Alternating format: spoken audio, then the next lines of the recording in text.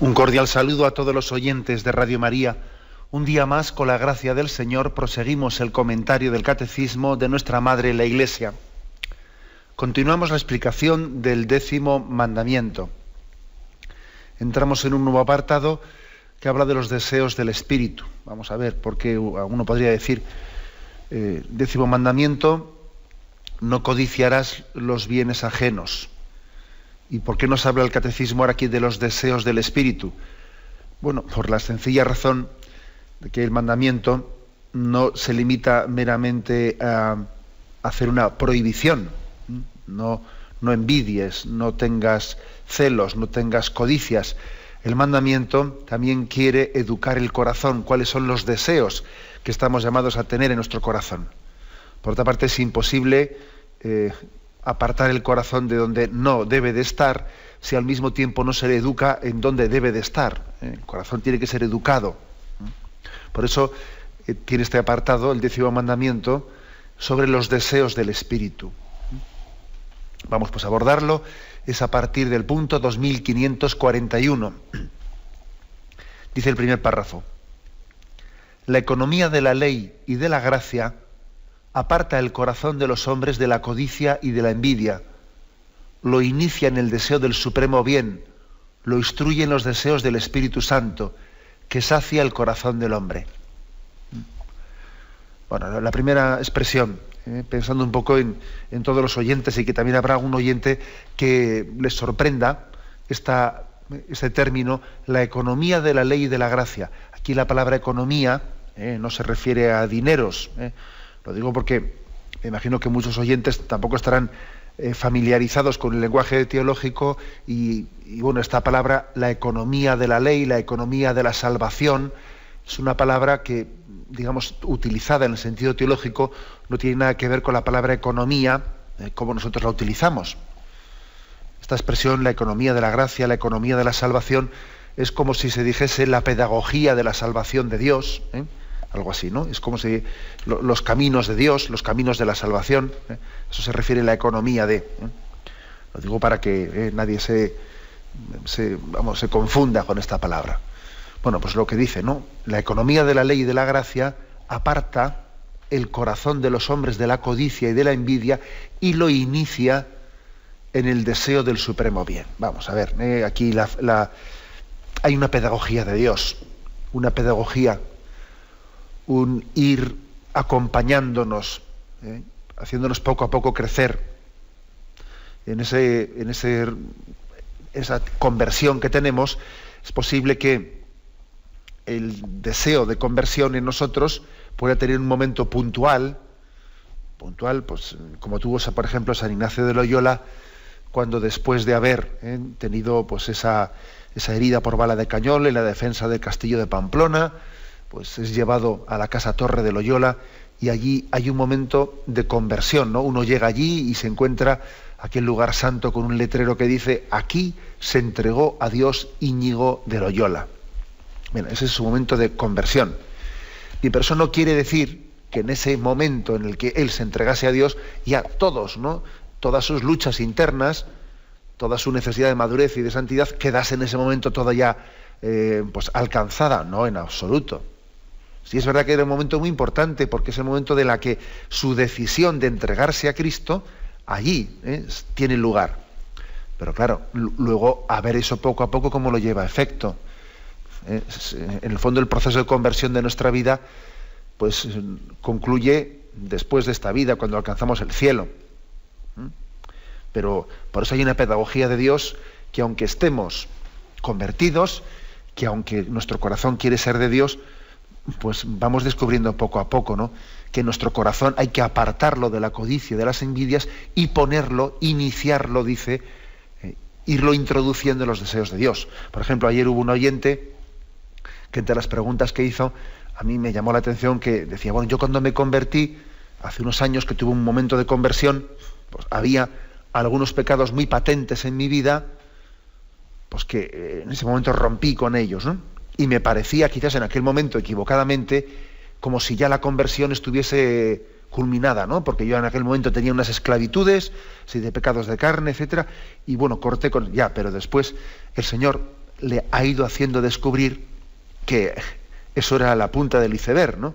Que dentro de nosotros hay más desórdenes, que somos ciegos a ellos, y en la medida en que con mucha pedagogía y mucha paciencia el Señor nos va acompañando, se nos va cayendo las escamas de los ojos y los vamos descubriendo. Creo que ya he puesto en alguna ocasión en este programa ese ejemplo tan así, digamos, muy gráfico, ¿no? Que pone Santa Teresa de Jesús, hablando pues, de esta luz que nos da el Espíritu para conocernos, ¿no? Y dice ella, no me acuerdo en cuál de sus obras, ¿no? Dice ella, pues que pensando que la mesa estaba limpia, habiendo abierto la ventana y entrando la luz del sol, pues me percaté del polvo que había encima de la mesa, ¿no? Que solamente pude ver cuando entró la luz del sol. El polvo estaba antes también, pero no había luz suficiente para verlo. Así nos pasa a nosotros en nuestro camino hacia Dios, que uno descubre que tiene más envidias de las que suponía, y uno descubre que, digamos que el Señor no se limita a desenmascarar para que nos veamos pecadores, no se limita a hacer eso, no, el Señor quiere que pongamos, ¿no? Nos va acompañando para que pongamos el corazón en Dios, que es el único que nos va a saciar. Nos instruye en los deseos del Espíritu Santo, para que deseemos espiritualmente y así se sanen las codicias y las envidias, ¿no?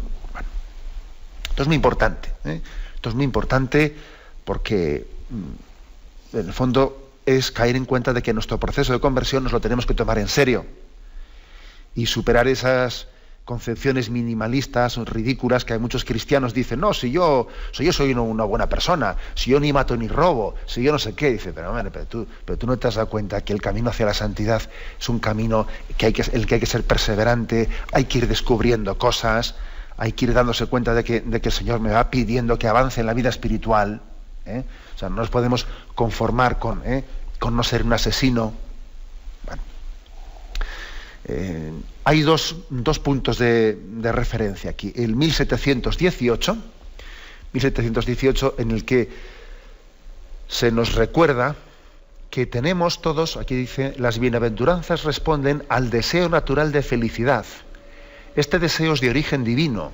Dios lo ha puesto en el corazón del hombre a fin de atraerlo hacia Él, que Él es el único que puede satisfacer. Es decir, que Dios ha puesto dentro de nosotros un deseo de felicidad y de plenitud, que el hombre no se conforma con no ser malo.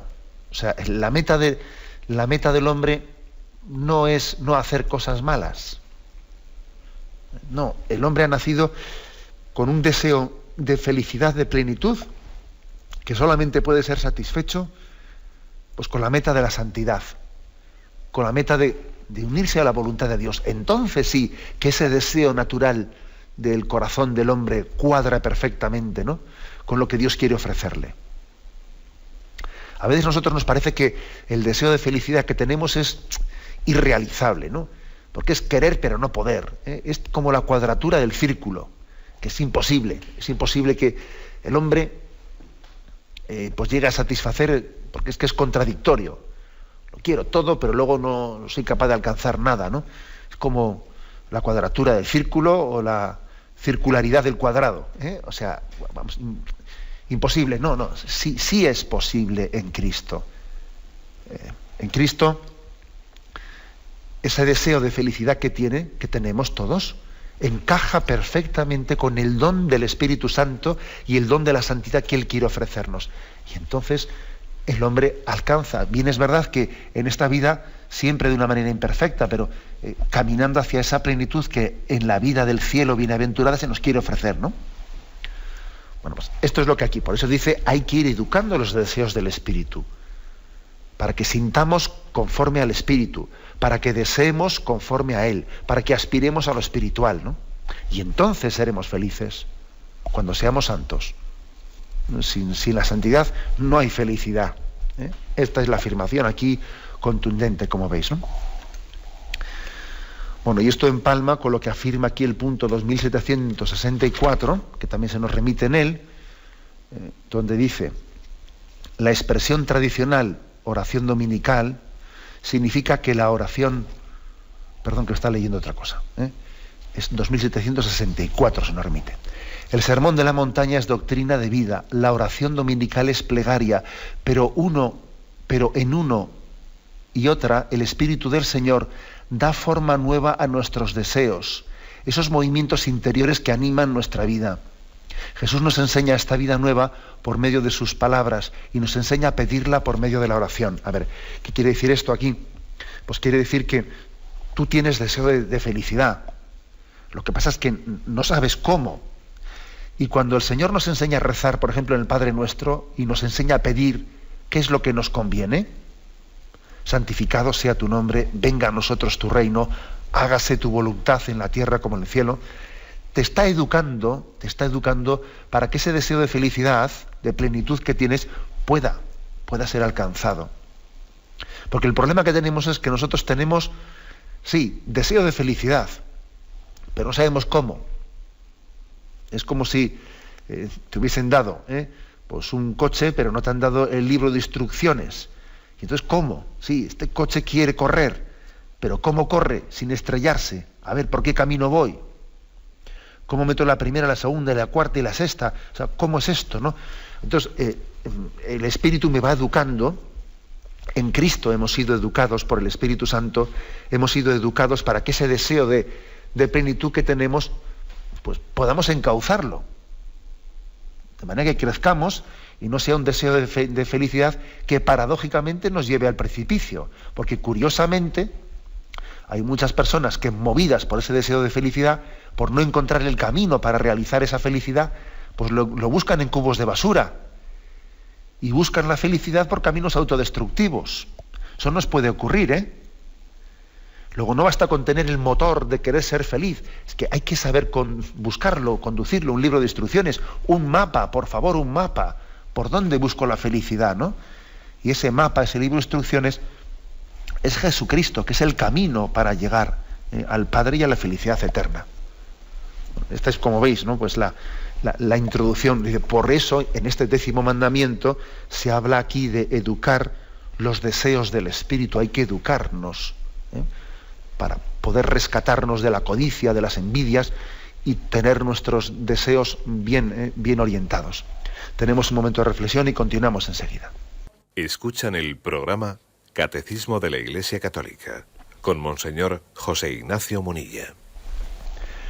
Continuamos en esta edición del Catecismo comentando el punto 2541.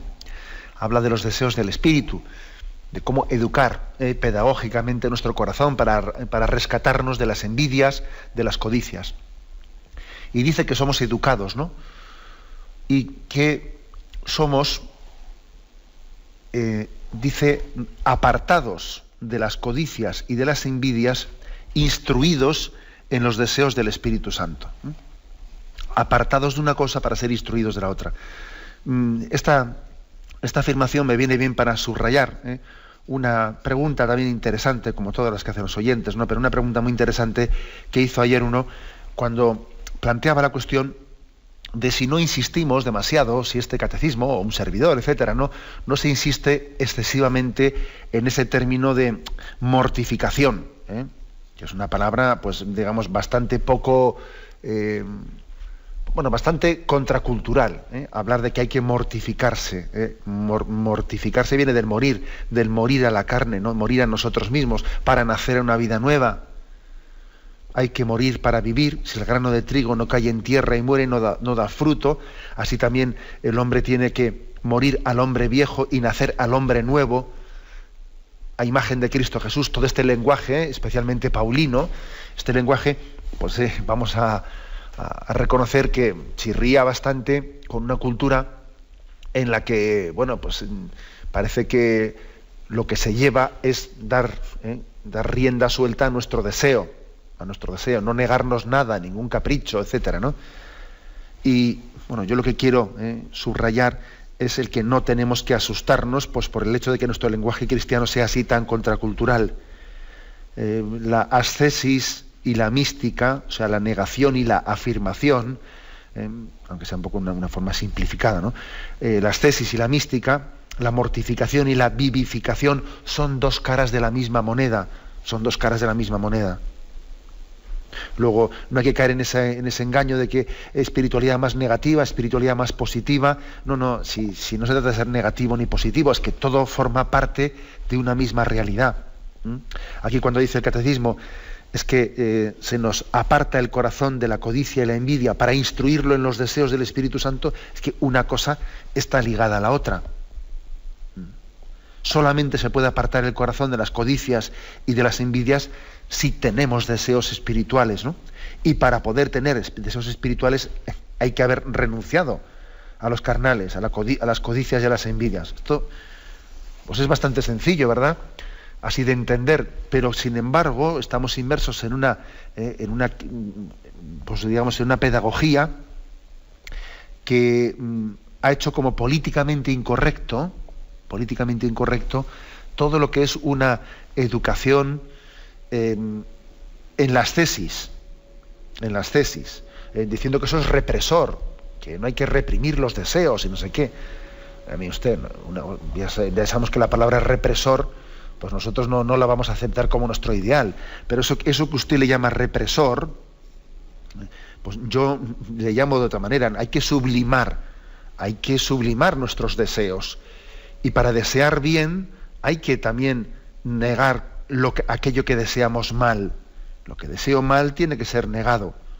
O no únicamente lo que deseo mal, sino aquello que estoy deseando pero que es muy intrascendente y conviene que yo sea también capaz de renunciar a deseos intrascendentes para esperar y desear más alto.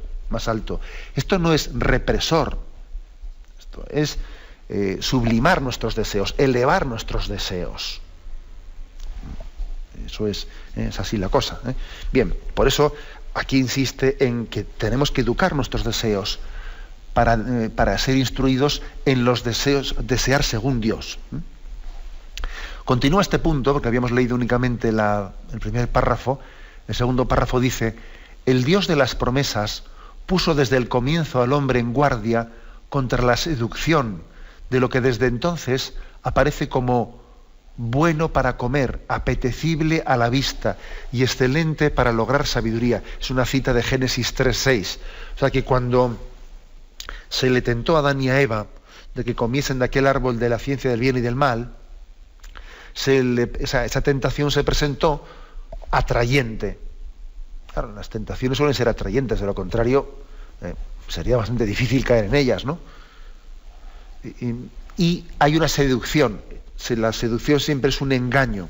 Entonces aquí dice, ojo, hay que tener, forma parte de la educación de Dios, de esa pedagogía de Dios, el desenmascarar las seducciones, desenmascararlas, ¿no? Caer en cuenta de que estamos siendo, a través de las codicias, de las envidias, que estamos siendo falsamente engañados. Se nos está ofreciendo lo que luego no se nos va a dar, como pasó con el árbol de la ciencia del bien y del mal. No seréis como dioses, el que coma de ese árbol, eso va a ser tremendo. Nada, era un engaño, era una mentira.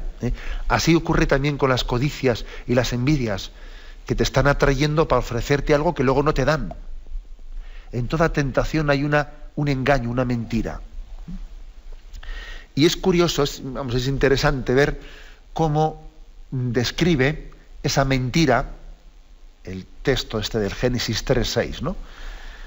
Esa seducción ante la que tenemos que estar en guardia. La describe de tres maneras, con tres características, mejor dicho, ¿no? Se le ofreció algo como bueno para comer. Segundo, apetecible a la vista. Y tercero, excelente para lograr sabiduría. O sea que, digamos que las tentaciones, las seducciones, no te van a ofrecer algo que es malo y mostrándote su rostro malo. Claro, es que así sería de tontos el elegirlo, ¿no? Sino que en toda seducción te voy a mostrar un aspecto que yo sé que es atrayente para ti, que conecta también con una necesidad que tú tienes, ¿no?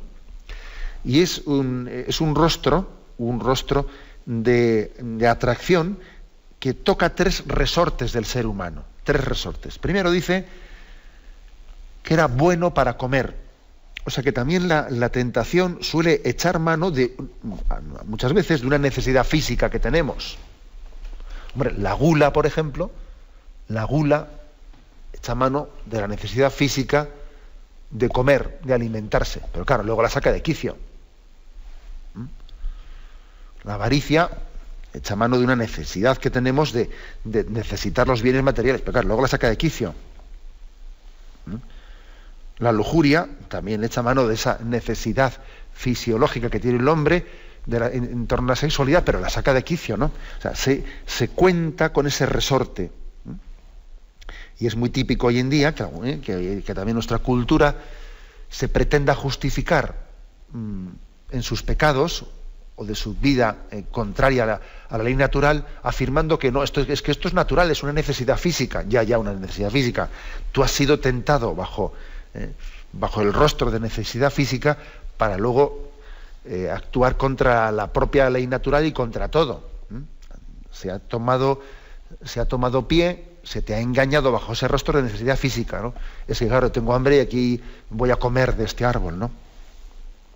En segundo lugar dice Génesis 3:6 que era bueno para comer, que era apetecible a la vista. No solo se trata de la necesidad física, sino de la atracción sensible. Es que era apetecible a la vista, era atrayente. Esto es otro aspecto. También, digamos, el ángel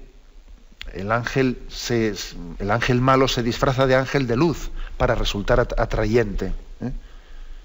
Y es curioso que a nosotros nos pueda resultar más atrayente lo pecaminoso que los dones de Dios. Es curioso, ¿no? Que el hombre tenga esta especie de problema de paladar, un problema muy, muy serio de paladar, ¿no? Es así, algunas veces me habéis escuchado esa expresión de que parece que tenemos una especie como de anorexia espiritual, o sea, que no me apetece lo que necesito y lo que necesito no me apetece. Pues es como una distorsión del paladar espiritual.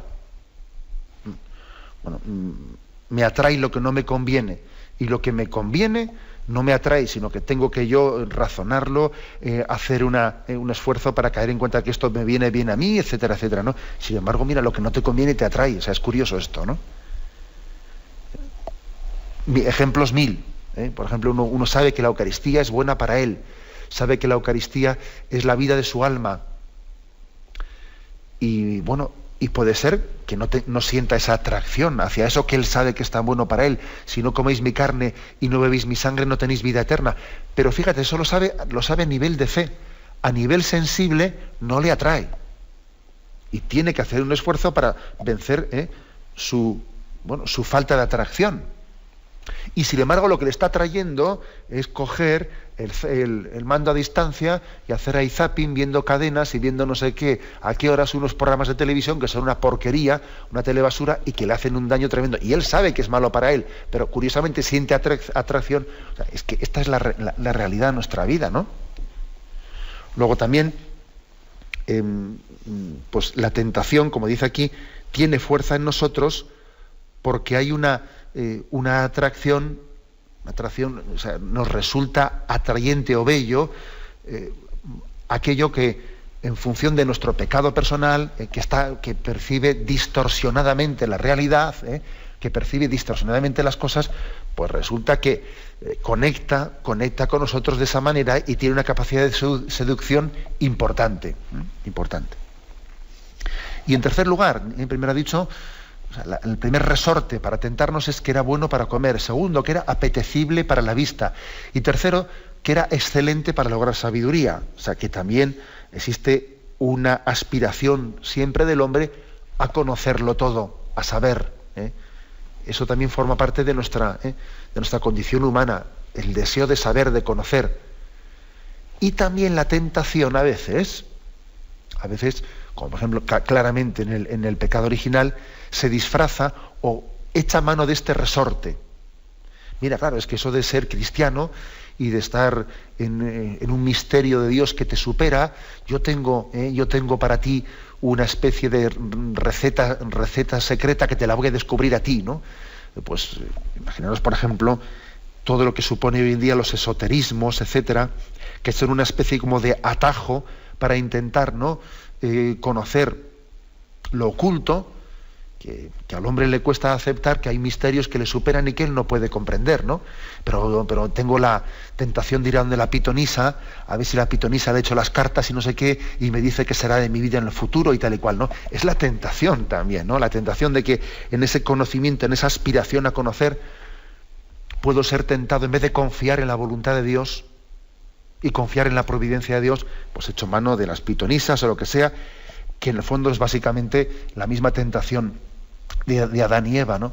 Si coméis de este árbol, de la ciencia del bien y del mal, vosotros lo conoceréis todo, conoceréis como Dios, conoceréis el futuro, etcétera, ¿no? O sea que hay tres resortes. La necesidad física, porque comer era bueno, ¿eh? La atracción sensible era atrayente, y la aspiración al conocimiento, la excelencia de la sabiduría, tres resortes que son utilizados, ¿no?, claramente para la tentación. Y lo que dice este punto del catecismo es, bueno, que frente a esto, ¿hay aquí soluciones mágicas? No, no las hay. La única solución que hay es educar nuestro corazón y nuestro espíritu para que deseemos conforme a Cristo, que deseemos los valores espirituales, que deseemos al Espíritu Santo. Solamente así podremos ser rescatados de la codicia y de la envidia. Tenemos un momento de reflexión y continuamos enseguida. Escuchan el programa Catecismo de la Iglesia Católica con Monseñor José Ignacio Munilla. Continuamos pasando al punto 2542 en este apartado de los deseos del Espíritu. Bueno, se ha hablado en el punto anterior de cómo tenemos que ser purificados, que la conversión, aunque sea como una decisión de entrega a Dios en un momento determinado, que no es instantánea, que supone todo un proceso de ser purificados de los deseos de codicia, de envidia, y para ello ser educados e instruidos en los deseos del Espíritu Santo. Después de haber hecho esa afirmación, en este siguiente punto, 2542, dice así: la ley confiada a Israel nunca fue suficiente para justificar a los que le estaban sometidos. Incluso vino a ser instrumento de la concupiscencia. La inadecuación entre el querer y el hacer manifiesta el conflicto entre la ley de Dios, que es la ley del corazón, y la otra ley que esclaviza a la ley del pecado que está en mis miembros. Bueno, ¿qué afirmación hace aquí el catecismo, especialmente referida a la doctrina paulina? Porque aquí se está citando Romanos 7, es toda una doctrina paulina la que aquí se está siendo explicada. Bueno, que sí, es verdad eso de que nuestros deseos del espíritu, los deseos de la carne, son contrarios a los deseos del espíritu, etcétera, pero lo que viene aquí a decir es que no vale con que me lo digan, no vale con que la ley me lo mande, no vale con que se nos dé una ley que diga no codiciarás los bienes ajenos, no vale con que se nos diga ama. Bueno, es que aparte de mandármelo, necesito la gracia de poder hacerlo.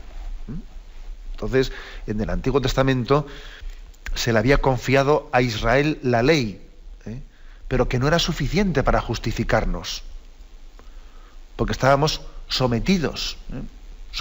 Incluso lo que viene a decir aquí es que hasta la ley, si no hubiese sido porque luego hubiese venido la gracia de Jesucristo, si hubiese sido si se nos hubiese dado exclusivamente la ley, si la ley no hubiese sido una preparación para que luego hubiese llegado Jesucristo, pues maldita ley que casi hubiese preferido no tenerla. Porque claro, a mí de qué me sirve que me pongan en evidencia todas mis contradicciones y mis pecados, ¿no? ¿De qué me sirve de que me las pongan en evidencia si luego no me dan también la luz y el camino para poder sanar, ¿no? O sea, y esto es lo que San Pablo enfatiza tanto, que la ley del Antiguo Testamento no era más que una introductora, una embajadora a la gracia de Cristo, y que estaba en nosotros abriendo el hambre, abriendo el apetito de la gracia. Si Moisés te vino a decir, pues no hagas esto, haz lo otro, te dio los 10 mandamientos, sé casto, sé sincero, sé obediente, sé humilde, etcétera. Si Moisés te entregó esa tabla de la ley, es para que tú crecieses en deseo de la gracia de Dios dada en Jesucristo, por el Espíritu Santo. O sea, para que creciésemos diciendo, es maravilloso el ideal, pero ¿cómo lo cumplo? ¿Cómo llego a él? La ley, por lo tanto, bien vivida, nos tiene que hacer crecer en hambre y en sed de la gracia de Dios. Porque bueno, aquí viene, se nos recuerda ese conflicto que hay, el conflicto del que habla San Pablo, capítulo 7, lo tenéis ahí, versículos 11 y siguientes, dice, no, porque el pecado, tomando ocasión por medio del precepto, me sedujo y por él me mató. Así que la ley es santa, y santo el precepto, y justo y bueno. Luego, ¿se habrá convertido lo bueno en muerte para mí? De ningún modo. Sino que el pecado, para aparecer como tal, se sirvió de una cosa buena para procurarme la muerte. Es decir, el pecado se sirvió de la ley para hacerme caer en cuenta de que estaba siendo un pecador. Porque si no hubiese vivido bajo la luz de esa ley de Moisés, pues igual ni me enteraba que era un pecador, ¿no? Realmente mi proceder, dice más tarde, no lo entiendo, pues no hago lo que quiero, sino que hago lo que aborrezco. Y si hago lo que no quiero, estoy de acuerdo con la ley en que es buena. En realidad no soy yo quien obra, sino el pecado que habita en mí. Pues sé yo que nada bueno habita en mí, es decir, en mi carne.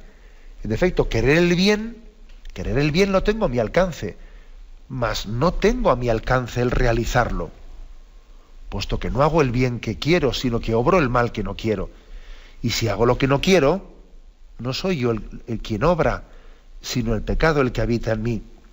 Descubro pues esta ley: aun queriendo hacer el bien, es el mal el que se me presenta.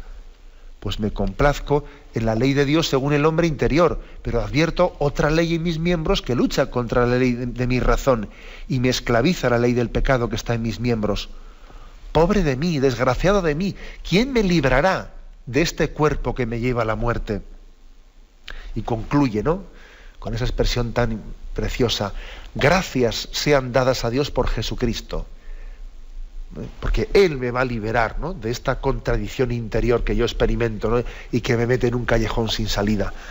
Es decir, tengamos paz. Aquí nos está diciendo el catecismo, mira, estamos concluyendo los 10 mandamientos. Los 10 mandamientos. Estamos en el último: no codiciarás los bienes ajenos. No envidies, no tengas codicias, ¿no? Y entonces uno dice, bueno, pero yo ¿cómo voy a poder responder a este ideal tan hermoso con esa cantidad de contradicciones que tengo dentro de mí? Y es como si te dijese, tranquilo, ten paz, que Cristo ha vencido al pecado y a la muerte y se te da a ti como don para la santidad. Ten paz, o sea, confía en que el don de Cristo te va a hacer santo. Es como si te dijese eso. Y pienso que tenemos que tener plena confianza en esta promesa de santidad que se nos ofrece en Jesucristo. Damos un paso más, y así vamos a concluir este apartado de los deseos del Espíritu. El punto 2543 dice: pero ahora, independientemente de la ley, la justicia de Dios se ha manifestado, atestiguada por la ley y los profetas. Justicia de Dios por la fe en Jesucristo para todos los que creen.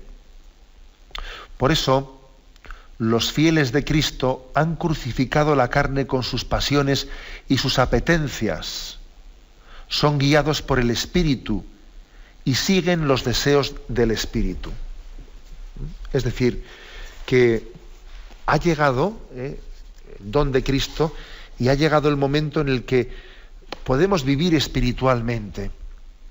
Y ya no es una utopía como podía serlo, ¿no?, pues en el Antiguo Testamento. En Cristo es una realidad. Leo este texto, Romanos 8, versículo 14, bueno, con algunos versículos antes y después para contextualizarlo. Dice: por tanto, hermanos, si con alguien estamos en deuda, no es con nuestros apetitos desordenados para comportarnos según ellos, porque si os comportáis según esos apetitos, moriréis. Pero si con la ayuda del Espíritu dais muerte a las obras del cuerpo, de la carne, viviréis. Los que se dejan conducir por el Espíritu de Dios, esos son hijos de Dios. En cuanto a vosotros, no habéis recibido un espíritu que os convierta en esclavos, de nuevo bajo el régimen del miedo. Habéis recibido un espíritu que os convierte en hijos y que nos permite exclamar Abba, es decir, Padre. O sea, es decir, aquí se nos pone un ideal, el de dejarnos conducir por el Espíritu Santo. Y fíjate, ¿no? Alguno diría, claro, pero ¿cómo que es eso de dejarte conducir por el Espíritu Santo? Entonces no tienes personalidad, porque entonces ya no eres tú mismo. Entonces pierdes libertad. Exactamente todo lo contrario. Exactamente todo lo contrario. Porque es que cuando nos dejamos conducir por el Espíritu Santo, es cuando estamos siendo liberados de todo lo que nos esclaviza. Y es cuando tenemos un espíritu de hijos, y podemos vivir la libertad de los hijos de Dios, que dice San Pablo, ¿no? Entonces es cuando soy libre, cuando me dejo conducir por el Espíritu Santo. Lo otro, cuando uno dice, yo hago lo que me da la gana, ya, quieres decir que eres esclavo, ¿no? Aquí los términos hay que saber en qué se traducen. Hacer lo que me da la gana supone dejarme conducir por mi carne, por la ley carnal que hay en mí. Es decir, supone dejarme esclavizar por el diablo. Sin embargo, dejarse conducir por el Espíritu, buscar la voluntad de Dios, supone dejarse mover por el Espíritu Santo, que es tanto como decir realizar el plan para el que el hombre ha sido creado, que es su único camino de felicidad, vivir conforme al plan de Dios, en el que hemos sido creados y pensados por Dios desde toda la eternidad. O sea, que es que fíjate, lo que se presenta bajo imagen de libertad es esclavitud, y lo que se presenta bajo imagen de obediencia al Espíritu, es libertad, es gracia. Esta es la gran oferta, ¿no? que nos hace Jesucristo.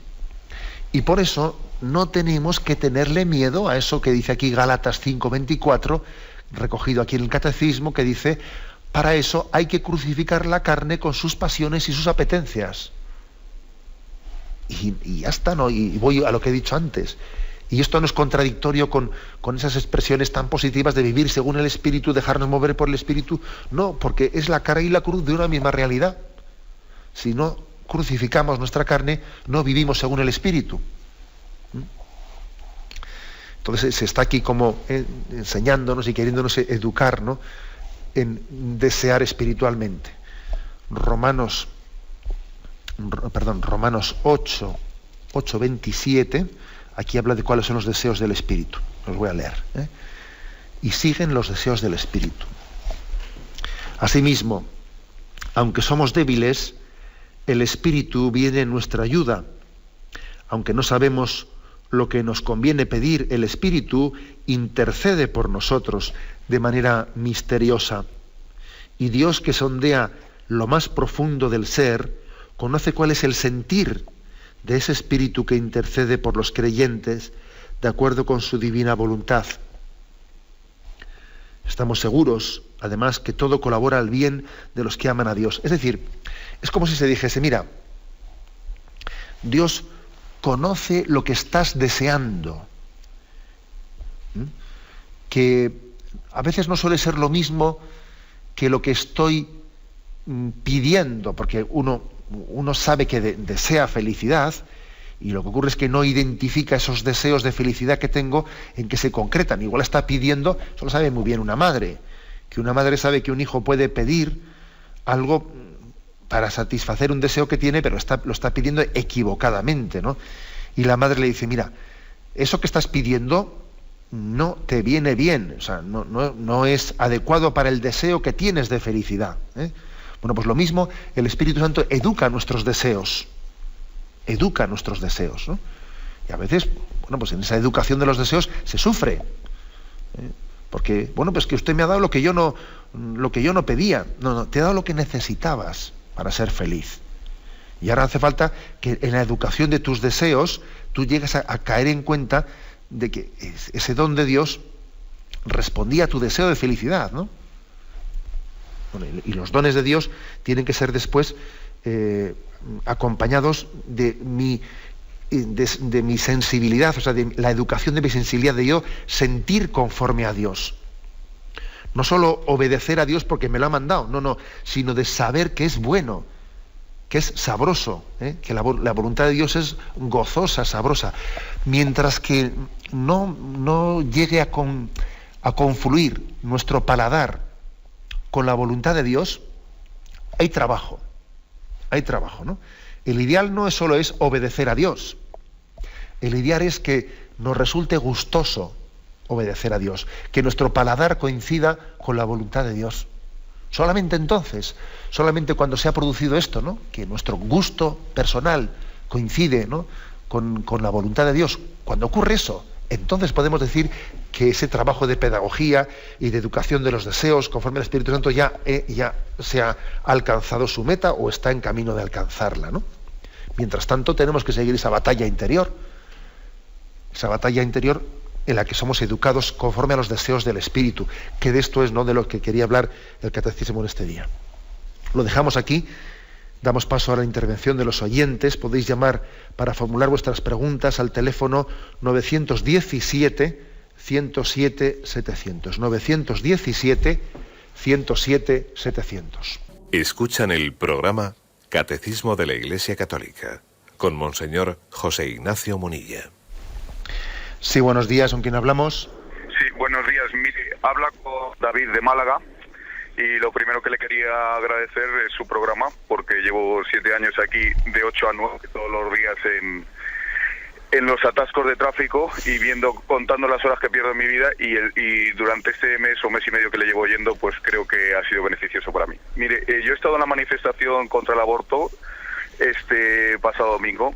Y yo, relacionándolo con la codicia, con lo que usted dice, me he preguntado, ¿cuántos de nosotros que estuvimos en esa manifestación, si nos dijesen, tenemos que poner 1.000 euros al año para hacer centros de asistencia para esas mujeres de la Iglesia Católica?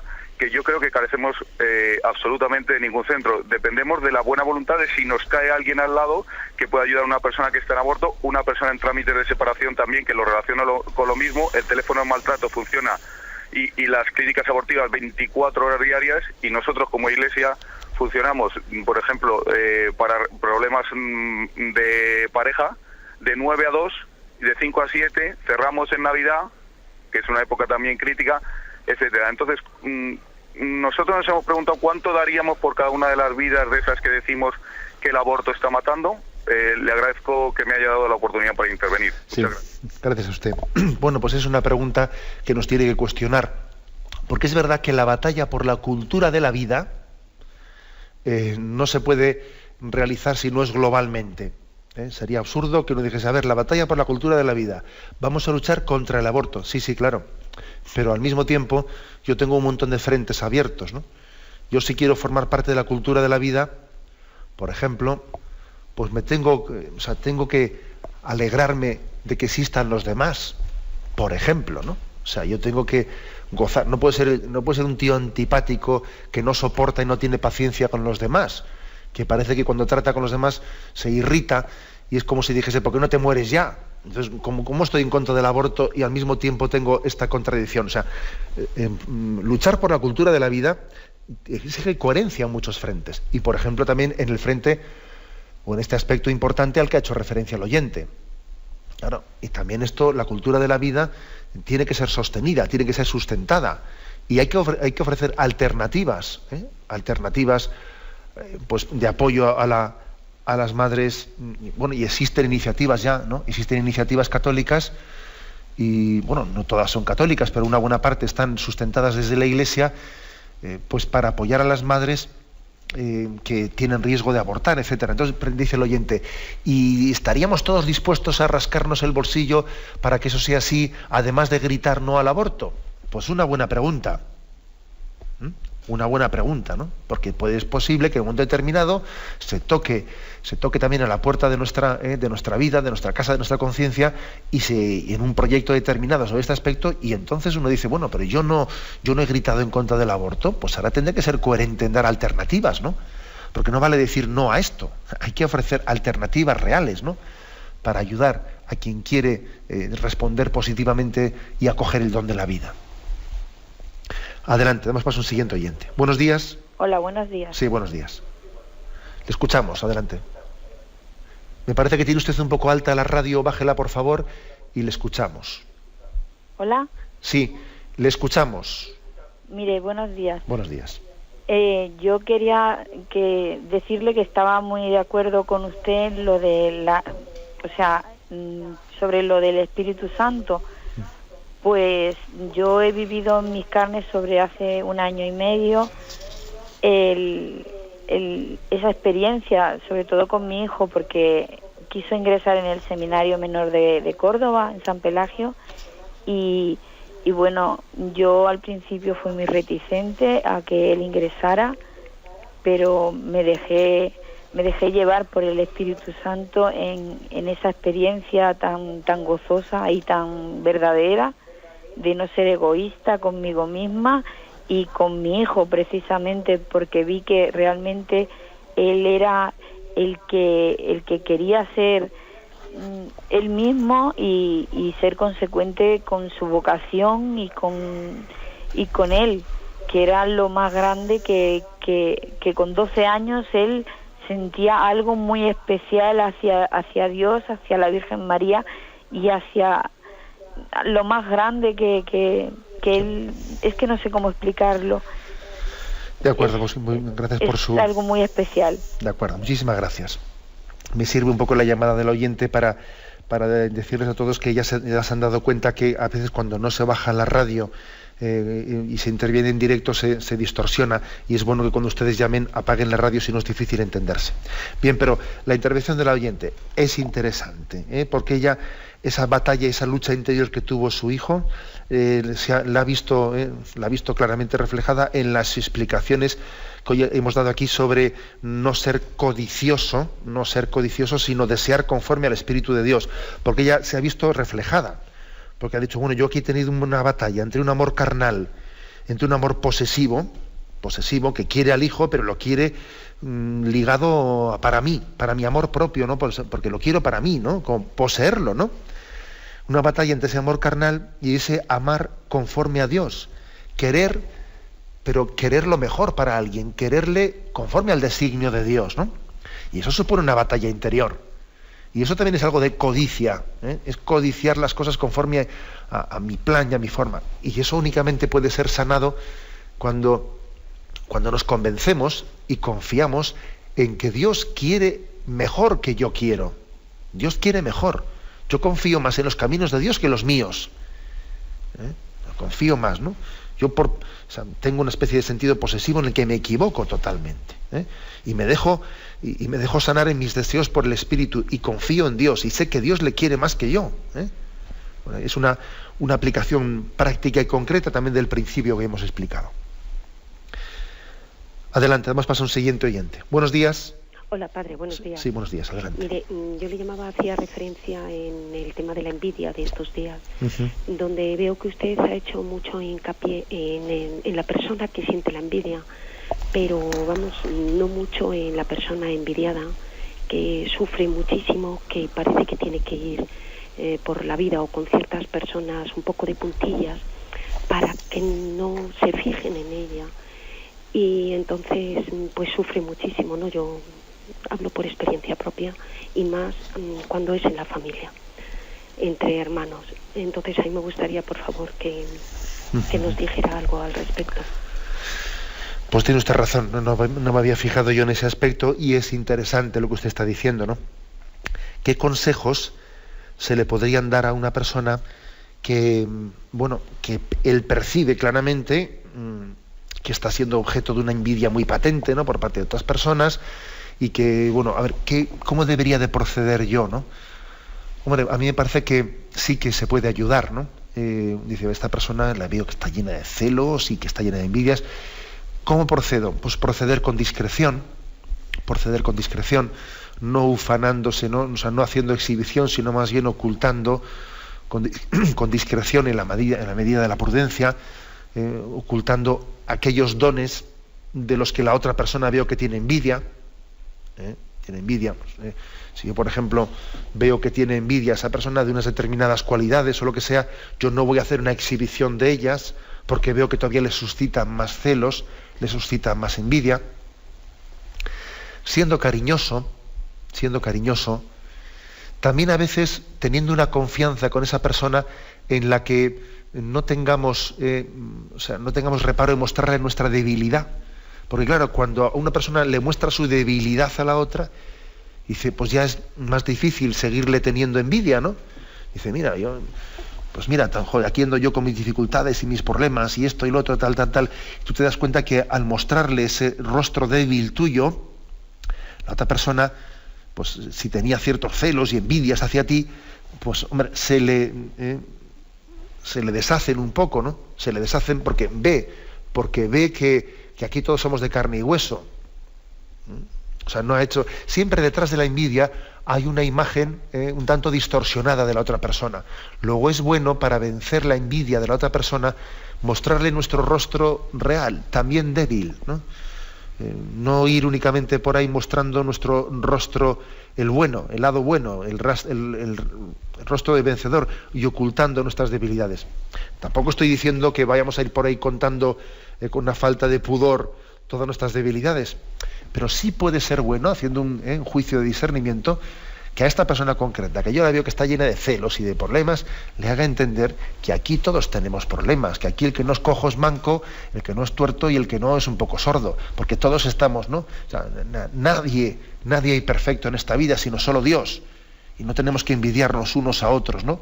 Sino caer en cuenta de que en todas las casas hay problemas, que tú igual me envidias porque me has idealizado mucho, pero en realidad yo soy tan pobre como tú.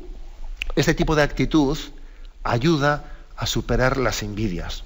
Digo ayuda, porque claro, luego, ¿qué vamos a hacer? Es que